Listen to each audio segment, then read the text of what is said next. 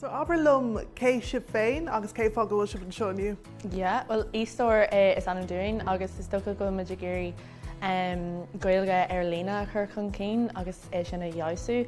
Ceapan gur gréidean mid mana bhfuil Gaeilge ar fáil go héasca léna nach féidir le daoine úsáid go héasca agus féidir gur códómh ahrú ón Gaeilge go dtí an Baile léna.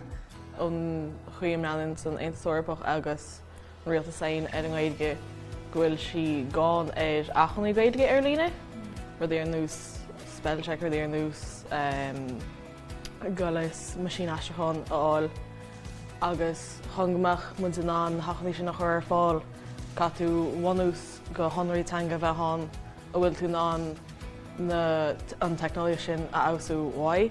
Mu na bailú sonraítanga cháthangach béarla go Gaeilge nó Gaeilge amháin agus i chur an stóir sin go sonraítanga dárad chaid an ar fáil gomach mu an na hachlaí seo a chrachu bhaid. Céir a thug inspirádíomh agus sibir an astar seo?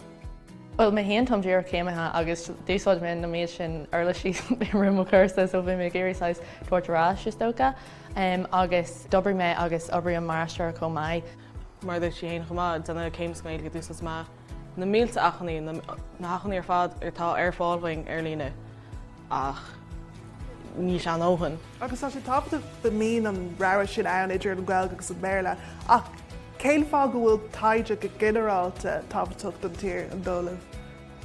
Is so go chuann se le seaamh an tíir seo ar stád an dáin chomh maiid ach go sonach dúing Jean muidena taighde sa Gaeilge. Ag breanúir go damda tá an íbhá sin fós an gaiidan gohfuil si ná go tuí agus gohfuil bethí mas an gáirí agus a leirt mar sin agus leis méid taighde támas chuanana agus méid támas chumach sa dam.